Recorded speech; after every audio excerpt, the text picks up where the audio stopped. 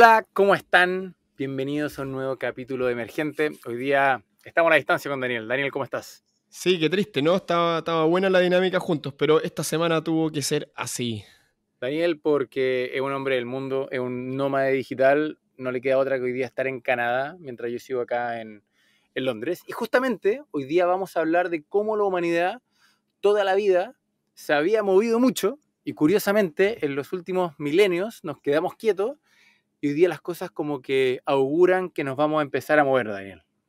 Sí, estamos como volviendo al origen un poco, ¿ah? Es verdad lo que dices tú, pasamos muy detenidos y estamos viviendo tiempos de transformación enorme donde estamos con emergentes, con fenómenos emergentes interesantes, así que vamos allá. Miren, la conversa hoy día la vamos a dividir en tres partes, porque justamente cuando hacemos referencia a que el hombre siempre se movió, tiene que ver con que el Homo sapiens sapiens, ¿cierto? Es un animal que está en la faz del planeta hace 100.000 años. Durante los primeros 90.000 fue un animal cazador-recolector, se asentó en torno a la agricultura hace unos 10.000 años y hoy día aparecen nuevas tendencias. Y esas nuevas tendencias tienen que ver, lo vamos a clasificar, o mejor dicho, simplificar en tres. Uno, este mundo más romántico que hoy día se abre en los últimos 10 años y se ha acelerado en los últimos 5 en torno a los nómades digitales. Lo segundo, una dimensión un poquito más catastrófica, pero que nos damos cuenta que empiezan a existir presiones de diferente tipo que hacen o gatillan migraciones forzosas.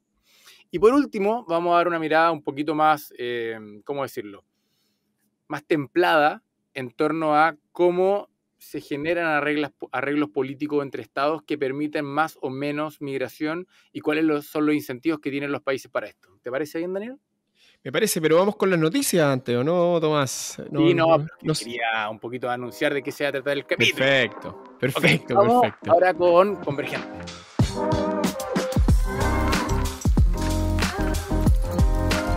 Noticias. Yo vengo con una noticia de los temas que a mí me gustan. Exploración espacial. Hace un par de días India lanzó su misión histórica a la Luna. Voy a pronunciar pésimo, le pido perdón a nuestros amigos indios. El Chandrayaan-3. Y esto es interesante porque solamente 3 naciones han llegado a la Luna. Han aterrizado algún artefacto en la Luna. Estados Unidos, Rusia y China.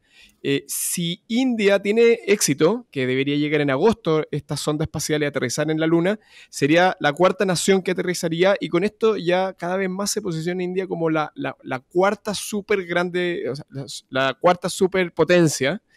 Y es muy significativo porque además esta misión se hace a un costo increíblemente bajo comparado con las otras 3 naciones. Entonces India nos da cada vez más muestra de lo que es capaz de hacer a bajo costo y con alta efectividad. Así que otro ojo más para India que viene con todo. Oye, Daniel, ¿me estáis diciendo que la misión india es más barata porque cobran menos los astronautas o porque efectivamente son más eficientes y el cohete les sale más barato? Algo de lo que los indios se sienten muy orgullosos, pero la tecnología india es mucho más barata. No tiene que ver con los sueldos Bueno, de los... No hay astronautas, de hecho, es una misión no tripulada. bueno, igual, ojo, es parte de la misma lógica de cuando existen las presiones económicas y no te puedes gastar tanta plata, el humano logra darse la vuelta y fue un poco lo que pasó con Elon Musk y SpaceX, es decir, SpaceX bajó los costos de los cohetes reciclándolo a un nivel brutal y que simplemente antes, durante ¿cuánto? 40 años la NASA, como no tenía restricciones de presupuesto, seguía volando con cohetes que se perdían en cada lanzamiento.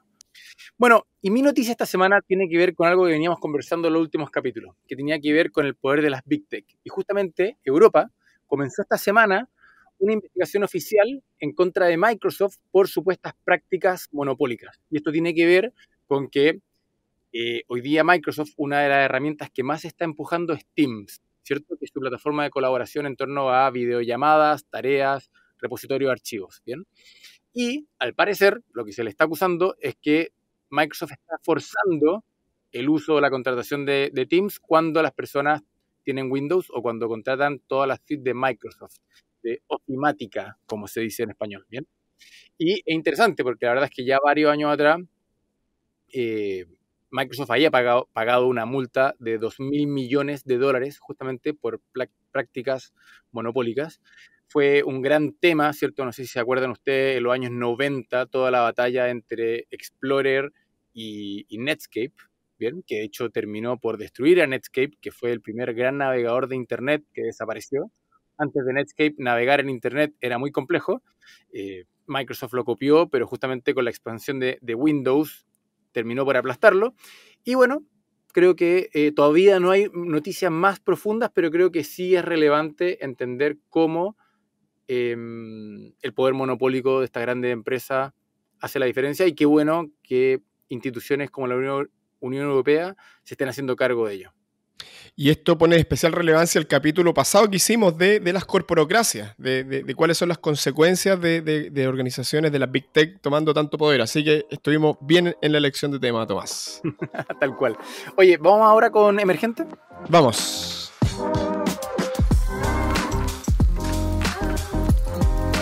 Ok, como lo estábamos anunciando en un principio, lo vamos a dividir esto en tres partes. La primera parte, nómades digitales, que es algo lindo y romántico. Lo segundo tiene que ver con migraciones forzosas, que no es tan romántico, pero es como esos temas que tenemos que empezar a conversar en la mesa. Y tercero, bueno, cuál es como el equilibrio geopolítico en este tema. Partamos por lo primero, ¿cierto? Nómades digitales. Se ha puesto de moda, es como un tema que se habla hace, ¿cuánto? 10, 15 años atrás, y en los últimos 5 como que se revalidó, es decir, desde el aumento del ancho de banda en las comunicaciones, la expansión de trabajos completamente digitales y la pandemia terminó de validar de que usted puede trabajar desde cualquier lado y su jefe no le debería reclamar mucho. Daniel, Sí. ¿cómo lo ves tú? Sí, ahora, efectivamente, usted puede trabajar, en realidad sigue siendo una tendencia bien elitista. En realidad es, si usted tiene ciertos cargos que le permiten tener poder de negociación, por ejemplo, los desarrolladores lo pueden hacer. Entonces uno ve, por ejemplo, dentro de la empresa que solamente algunos cargos pueden hoy día darse el lujo de trabajar remotamente, pero si uno es uno de ellos, la verdad que es algo bastante agradable ser capaz de estar en cualquier lugar del mundo y seguir trabajando, seguir contratado. Yo una anécdota que me pasó cuando yo trabajaba en Estados Unidos de haber sido 5 o 6 años atrás, me tocó que una vez contraté a un tipo que se dedicaba a hacer cold calling, es decir, este tipo hacía llamadas en frío a empresas para conseguirme reuniones, y hablando un poquito más con él me di cuenta que él vivía viajando arriba de un camper van con su familia y simplemente todos los días paraba 4 horas mientras sus viajes, esto y lo otro, a llamar por teléfono. Y en ese minuto, por decirlo así, era algo que uno lo podría entender como un poquito más análogo. No era un tipo que estaba codeando, pero efectivamente esto era el año 2017 y el tipo estaba en esta. Sí, y que anteriormente hubiera sido como inimaginable. A mí me recuerda una anécdota también. Yo estaba, por fortuna, viajando en India precisamente, y me preguntan cuánto tiempo llevo viajando. Llevaba como 3 meses, otra persona llevaba 6 meses, todos nos sorprendimos.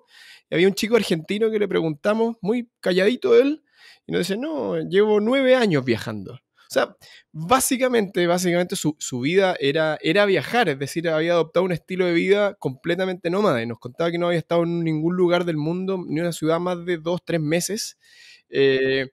Y claro, esto es lo que comentábamos al principio, es como una nueva manera de existir, una nueva, diferente a lo que estamos tan habituados de estar instalados en una casa, en un lugar, y creo que cada vez más personas van a empezar a adoptar esto. Estaba revisando cifras, Tomás, según algunas estimaciones, obviamente esto siempre es debatible, lo vi en CNN Brasil, el 2035 van a haber, según ellos, un billón. 1.000 millones de personas van a poder considerarse como nómades digitales, es decir, personas que están en continuo movimiento menos de 3 meses en cada lugar. Entonces, es algo que creo que se viene muy fuerte y que vale la pena mirar tanto como tendencia social como incluso oportunidades de negocio que se abren con esto. Igual tengo que hacer el disclaimer, y es que yo mirando también las cifras, la verdad es que los datos varían mucho. O sea, yo Sí, también sí. estuve mirando datos y habían otras fuentes que hablaban de que hoy día son 35 millones de nómades en el mundo, que igual es interesante que gastan alrededor de 780 millones de dólares, de 80.000 millones de dólares, es decir, estamos hablando de billions en inglés, ¿cierto? Y también, como tú bien decías en un principio, que esto es bien elitista, es decir, la gran mayoría de los nómades digitales son de Estados Unidos, más del 30%, y después los siguen varios países, los clásicos países grandes europeos, es decir, Alemania, Portugal y así, y justamente un porcentaje mucho más bajo, bajo el 10%, en algunos datos están hablando del 7, del 8, son latinos, ¿bien? Pero yo creo que es como una tendencia que tal vez va a tener un cierto coto, porque al mismo tiempo uno ve hoy día cómo muchas empresas se están dando cuenta de que está bien la flexibilidad de trabajar a la distancia, pero es un problema cuando cuesta hacer equipo y por lo mismo todo el mundo, Google incluido, le está pidiendo a sus trabajadores venga y pase por lo menos 2-3 días a la semana en la oficina. Sí, y empieza a generar resentimientos internos. Justamente estaba hablando de esto el otro día con un amigo que trabaja en un banco en Canadá y me decía que hoy día el área más odiada es el de los developers porque son las únicas personas que pueden trabajar desde cualquier lugar del mundo. Entonces se empieza a producir como una separación interna que obviamente es peligrosa para las empresas. Yo como lo veo yo es que más bien creo que algunas empresas van a empezar a ser completamente remotas y otras empresas van a ser completamente, o no completamente, pero híbridos o más tirados a la oficina. Creo que no hay otro equilibrio. No, yo creo que un poco lo que tú decías, y tal vez un tema mucho más por descripción de cargo, es decir, hay ciertos cargos, ciertos perfiles que son capaces de mantener más vida remota, otros que no tanto, y también lo que uno ve también en estos arquetipos en torno a los nómadas digitales son en general tipos más freelancers, tipos que tienen una empresita que son ellos solos o ellos más 2-3 personas, son capaces de hacer un arreglo de servicio muy específico con objetivos o con temas operacionales muy claros y de esa manera funciona. Sí, yo creo que ese va a ser el gran grupo, sí, estoy de acuerdo. Pero pasando al siguiente tema, que yo lo encuentro más, no sé si la palabra es fascinante, pero más complejo y preocupante, tiene que ver con las migraciones forzosas, ¿cierto? Es decir, de nuevo, el humano ahora por las buenas empezó a moverse después del sedentarismo que nos gatilló la agricultura hace 10.000, 12.000 años atrás. Vemos cómo la tecnología nos da la posibilidad de empezar a movernos nuevamente, pero sigue siendo un espacio muy acotado a la población. Pero vemos cómo las guerras, cómo los conflictos políticos, cómo eventualmente el día de mañana las crisis climáticas amenazan con generar migraciones masivas muchísimo más complejas. Y creo que los dos, por decirlo, fenómenos más latentes de los últimos 10 años, de los últimos 5, ha sido Venezuela y Siria. ¿Cierto? Venezuela por razones de una crisis política económica, Siria por una guerra que ha dejado, en el fondo, en ambos casos, alrededor de 8 millones de personas desplazadas que han tenido que dejar su país, y eso con el consecuente, de nuevo, crisis migratoria en otros países. Sí, obviamente este es la otra cara de la medalla. Claro, el gran tema es gente moviéndose, pero las razones de ser un nómada digital son absolutamente opuestas y esto abre aristas diferentes. ¿Cómo los países enfrentan el tema de las migraciones? ¿Cómo los países enfrentan el tema de los refugiados, que es distinto? ¿Deberían ser las mismas políticas diferentes?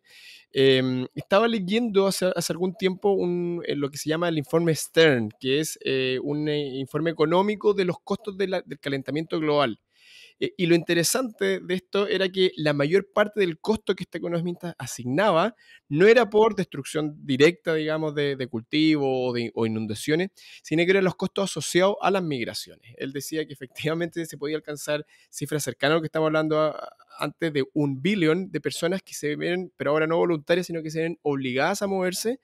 Y ese movimiento trae costos humanos, sociales y económicos catastróficos. Entonces, creo que vamos también mirando hacia el futuro a una dirección donde la crisis migratoria no va a hacer nada más que acelerarse y es complicado. Bueno, el tema es que, en el fondo, es interesante este tema porque, y lo voy a poner desde una perspectiva muy básica, y es que el otro día estaba escuchando justamente como al jefe de la división de creación de futuro de Arabia Saudita.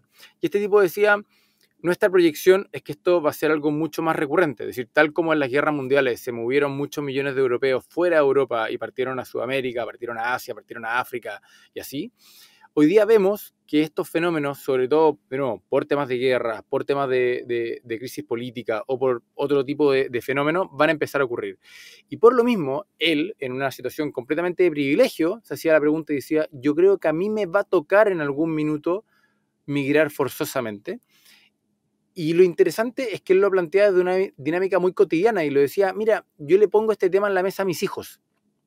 Es decir, les digo, ¿qué pasa si el día de mañana nos toca movernos y de la noche a la mañana tenemos que partir de un lado hacia otro? Fue un poco lo que le pasó ya en un primer ensayo con el COVID a mucha gente, de que tuvieron, entre comillas, que arrancar del país donde estaban para poder volver ya sea a su patria o un lugar más seguro o un lugar más barato o reaccionar frente a una pérdida de trabajo. O sea, fue una crisis de salubridad y económica que hizo que tuvieran un primer ensayo. Pero creo que es una buena pregunta, Daniel. ¿Qué harías tú si te dicen, oye, tenéis que irte en 48 horas desde donde estáis? No, o sea, claro, es trágico, es increíble pensar que mucha gente tiene efectivamente esa disyuntiva con sus familias, con muchos niños. Yo no tengo niños y aún así sería catastrófico. Sería, primero por un tema logístico, digamos, de cómo te mueves, qué llevas, cuáles son los ítems que llevas.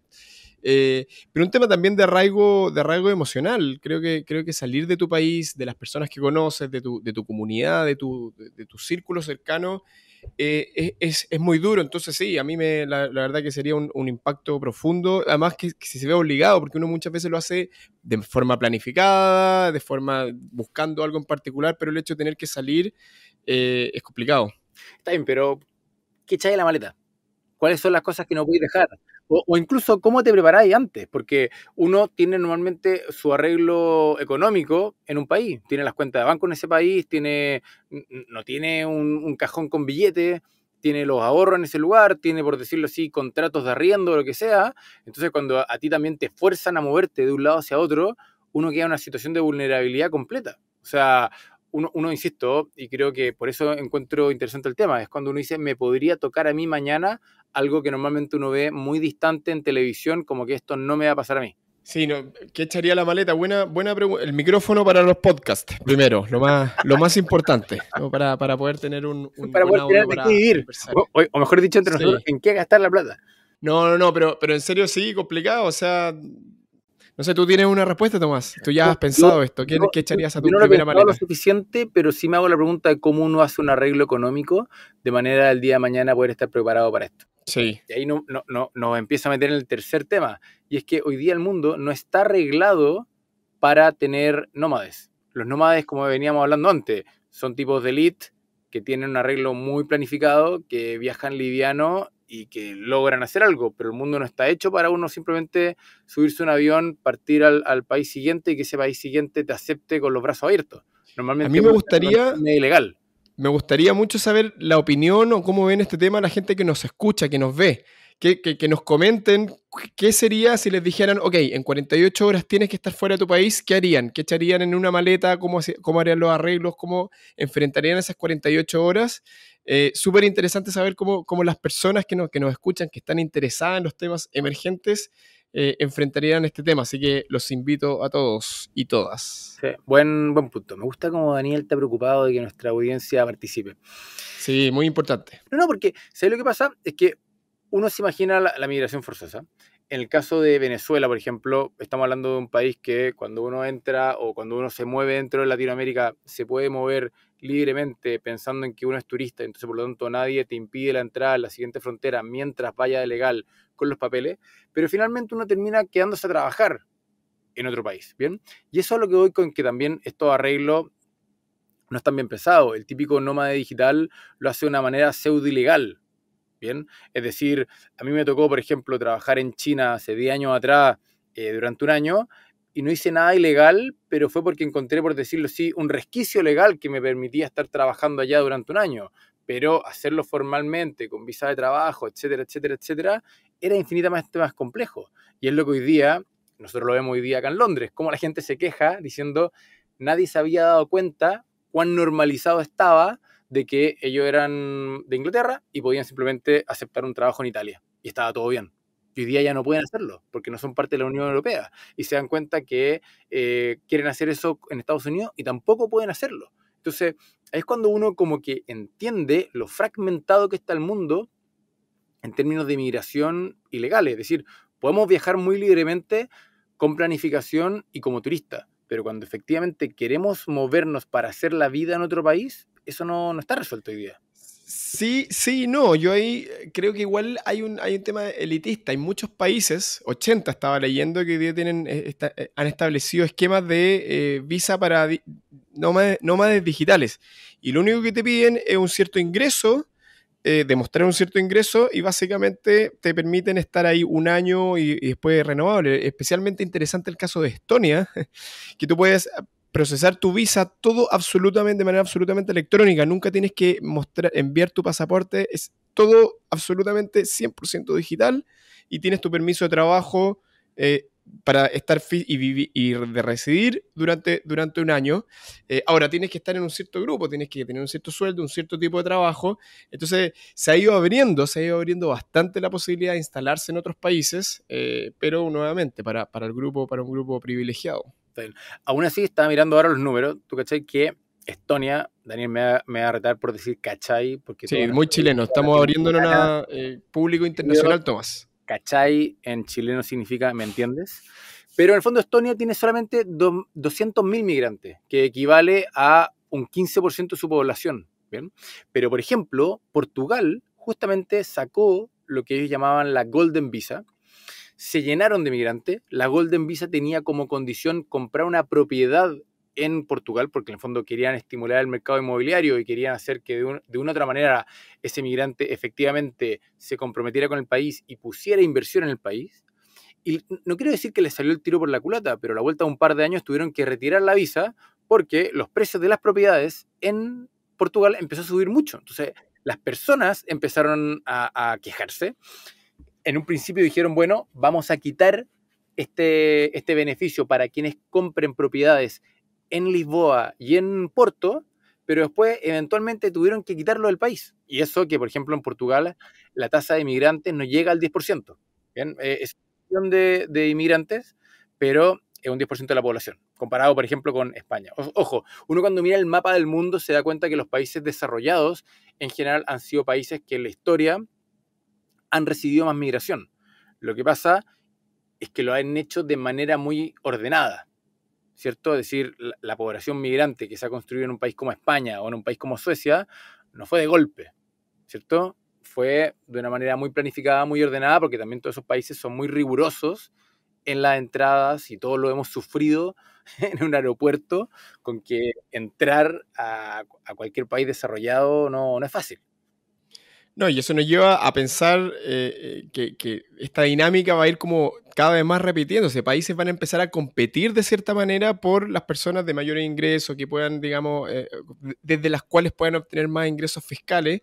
Y ya un poco pasa. Cada país ha ido desarrollando estas visas, estos esquemas cada vez más favorables. Y podemos llegar a vislumbrar un futuro donde tenemos muchos países ofreciendo casi que promociones, véngase acá, instálese acá, lo cual una vez más nos lleva a esta cosa un poco peligrosa de que solamente un cierto grupo de la población va a ser recibido con los brazos abiertos desde todos los lugares del mundo y otro grupo de la población, migrantes, que gente tal vez con menos educación, no va a tener dónde estar, va a tener que... Ayer estaba, por ejemplo, escuchando un caso de una persona que es de origen kurdo, que nació en Suiza, que no tiene pasaporte, no tiene nacionalidad. Y esa persona hoy día, si es que necesita salir, le es muy complicado y empezamos a vislumbrar un escenario donde se construyen muros para algunas personas y donde se hacen, digamos, brazos abiertos para otras, y ya está ocurriendo. Bueno, de hecho, me tocó un poco estudiar el tema de la crisis siria hace un par de años y era terrible entender lo siguiente. Cuando una familia de refugiados llega a un nuevo país, tiene un problema que está completamente indocumentado. Entonces, llega una familia, papá, mamá, hijos, o el esquema de familia que usted quiera, y la pregunta es cómo este adulto prueba que él es competente, por ejemplo, siendo médico, porque no tiene ningún documento que lo avale, o que tiene competencia o un pasado o una experiencia en finanzas, lo mismo. ¿Cómo prueba que estos hijos son sus hijos? Algo mucho más serio. ¿Cómo prueba su historial médico?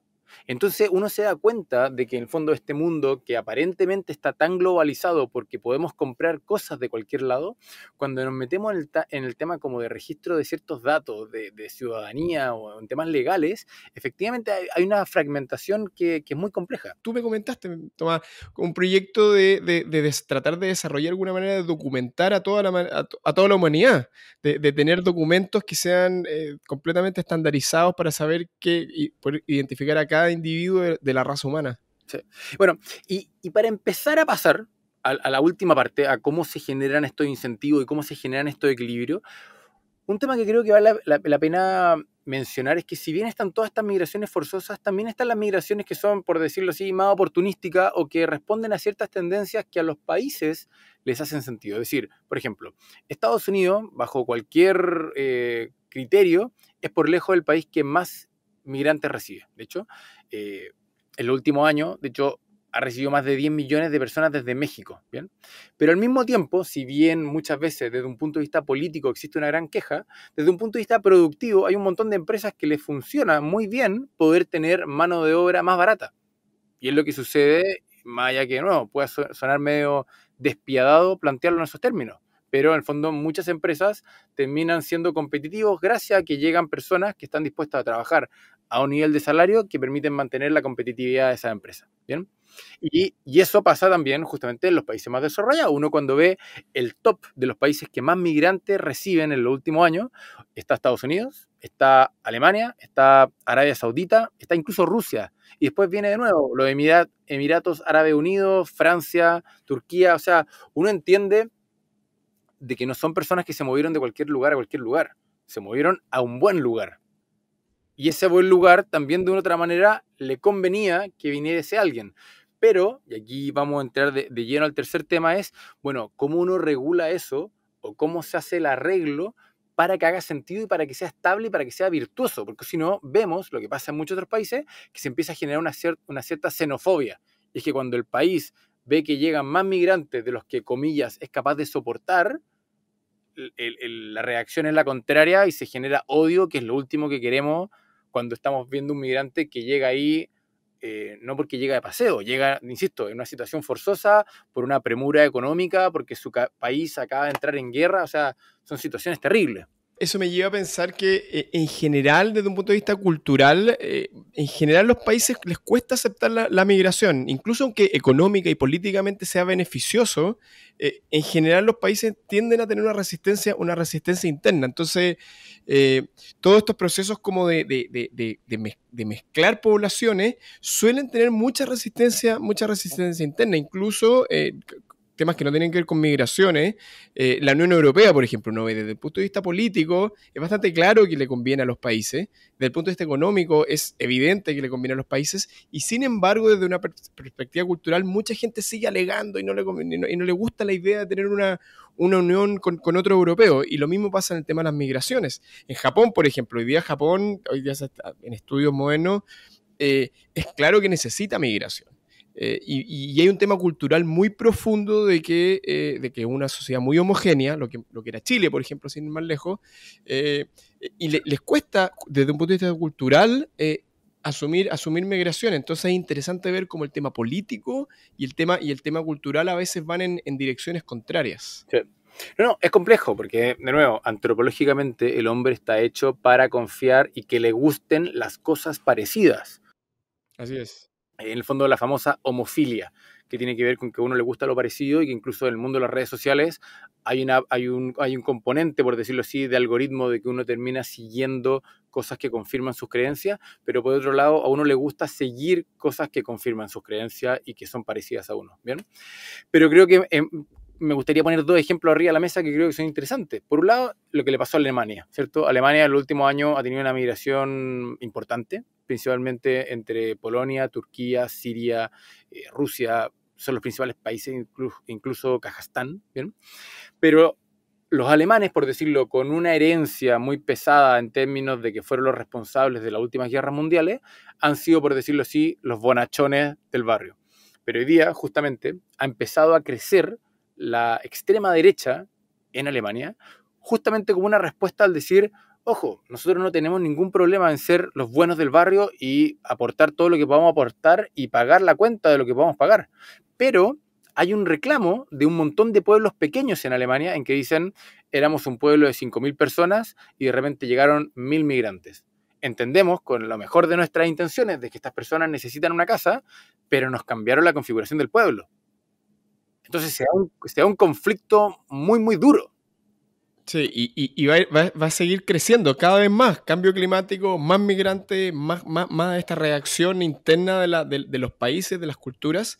Y acá yo voy a tirar un statement muy fuerte, pero para el cual tengo ciertos argumentos que creo que a largo plazo la única solución posible es la conformación de una unidad política, de un gobierno mundial. Vamos a seguir teniendo crisis migratorias, vamos a seguir teniendo crisis políticas insolubles hasta que no haya un gran gobierno mundial. Y no soy del Illuminati, no estoy a favor de las conspiraciones, pero sí creo que el día que haya una unidad política se va a poder hacer cargo de manera global de estos problemas y vamos a considerar a todos los seres humanos parte de este grupo y hasta ese día va a haber un conflicto. Y de hecho creo es más que poniéndome, no por catastrofista, pero el problema del cambio climático, uno de los problemas más serios, es que va a producir escasez, niveles de escasez extraordinarios, y eso inevitablemente nos va a llevar al conflicto bélico.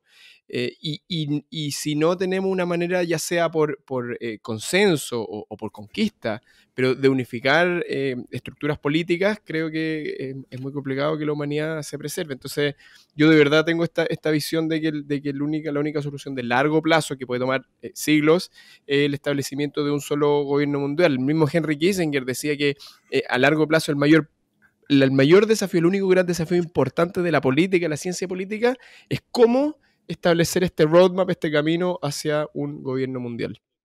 Está bien, pero hagamos un segundo el ejercicio de cómo llegamos ahí. Y creo que tocaste dos temas que son interesantes, insisto, para hacer el ejercicio de llegar ahí. Uno, son las migraciones o las catástrofes por el cambio climático. ¿Bien? Y segundo, el caso de un ejemplo que para mí es muy bueno, que es Latinoamérica como aliviado de una o mala forma con Venezuela. ¿Bien?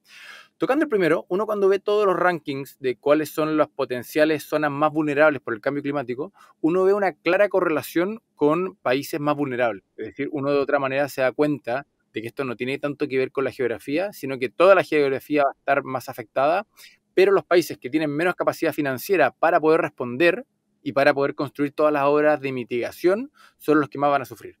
En el caso de Latinoamérica, combinando los temas, por decirlo así, económicos con medioambientales, uno ve de que Centroamérica es probablemente la zona que va a ser más afectada. ¿Bien? Entonces uno dice, chuta, tenemos un montón de países en condiciones precarias, ya sea por la capacidad de ahorro que tienen los países, por la infraestructura, por los mercados financieros, por los mercados de seguros, que son muy relevantes en este caso. A uno se lo olvida, pero por ejemplo, el terremoto en Chile, más allá de lo bien construido que estaba Chile, en buena medida funcionó porque estaba bien asegurado. Entonces, todos los millones de dólares de pérdidas, aparecieron grandes compañías de seguro internacionales y pusieron el dinero. ¿Bien? Y lo segundo es el ejercicio de lo que ha pasado con Venezuela. Es decir, la crisis migratoria de Venezuela de los últimos 10 años es un buen ejemplo de cómo Latinoamérica fue incapaz de coordinarse. Fue incapaz de decir, ¿saben qué? Entendemos que hay un problema serio en Venezuela, hagamos algo que puede sonar medio inhumano cuando uno lo analiza desde arriba, ¿cierto? Que es decir, bueno, ¿cuántas personas pueden ir a Perú? ¿Cuántas personas pueden ir a Colombia? ¿Cuántas personas pueden ir a Panamá? Cosa de que esos países tengan capacidad de absorción. Pero lo que ha pasado ha sido inhumano en que personas simplemente dan bote en ciertos países, esos países no tienen capacidad de absorción y al mismo tiempo se genera esta tensión con las poblaciones locales, tanto por el choque cultural como por el choque económico. O en el caso de Chile, que lo conocemos más de cerca, es el caso del colapso de los sistemas de salud o los sistemas de educación. No, y además Chile tenía una historia muy pobre de inmigración. Durante 100 años recibimos muy poca inmigración. En general era un país relativamente homogéneo, con poca inmigración y de un día para otro empezó a recibir y claro, entonces obviamente no estaba preparado y generó un montón de problemas. Es la clásica discusión entre humanitarista diciendo, por favor, dejemos entrar a todo el mundo, versus la posición, si lo queremos, más conservadora o nacionalista, diciendo no dejemos entrar a nadie. Y uno, si es que cae en cualquiera de esos dos extremos, termina generando un péndulo, porque generas que mucha gente entre y finalmente eso genera una reacción media nacionalista, o eres la verdad es que un tipo, ¿cómo decirlo? No quiero decir malo, pero con poca empatía cuando hay refugiados que necesitan escapar o necesitan llegar, tú le dices que no a todos y de una u otra manera va a aparecer una política completamente contraria. Uno puede imaginar que a través de guerras incipientes van a empezar a obligarse unos países a otros, van a decir, oye, si no recibes a este número, te ataco, digamos. Empieza con amenazas militares, porque si no, la presión migratoria que vamos a tener en 20, 30, 40 años va a ser de otra manera absolutamente insostenible. Claro, el problema es que ahí políticamente, y vamos cerrando con esto, las democracias no están diseñadas, por decirlo, para validar el multilateralismo. Es lo mismo que le pasa a Europa. Europa, siendo, por decirlo así, el rincón del mundo más sofisticado, le sigue pasando de que los países validan de manera muy clara, más allá de todos los problemas que tienen con sus democracias, con sus políticos de primera línea, pero cuando tienen a los europarlamentarios y a la Unión Europea, la consideran muy lejana, no los consideran accountable, no tienen una relación, comillas, afectiva con ellos, y acá pasa lo mismo. La única manera de establecer un gobierno, por ejemplo, en Latinoamérica, es que todo el mundo genuinamente, desde muy pequeño, se sienta latinoamericano más que chileno, peruano, brasileño, y eso toma mucho tiempo y toma acciones como concertadas de los países. Oye, yo creo que con eso estamos. La verdad es que podemos seguir discutiendo esto eternamente, pero creo que el punto está hecho. Es decir, hoy día uno muchas veces ve esta primera capa nice, light y romántica del movimiento migratorio nómade digital, pero la verdad es que hay otro gran conflicto que está latente, que tiene que ver con potenciales conflictos para los cuales no estamos preparados. No tenemos acuerdos, no tenemos infraestructura, no tenemos protocolos de migración. Es decir, es bastante más complejo. Sí, y yo una vez más para cerrar quiero invitar a la gente que nos escucha, queremos saber la opinión, ¿cuál es ¿hay una solución a esto? ¿Vamos hacia un gobierno mundial? ¿Cada país debe seguir pensando por sí mismo? Hay que abrir las puertas, cerrar las puertas, pero siempre con respeto, con argumentos. Queremos generar un intercambio de posiciones lo más pacífico posible, así que invitamos a dar su opinión. Estimados, todos quienes nos escuchan o nos miran, muchas gracias. Es como dice Daniel, siempre muy atento a sus comentarios. La verdad es que se agradece mucho el feedback y se agradecen también sus comentarios y sus recomendaciones. Nos estamos escuchando. Hasta la próxima semana.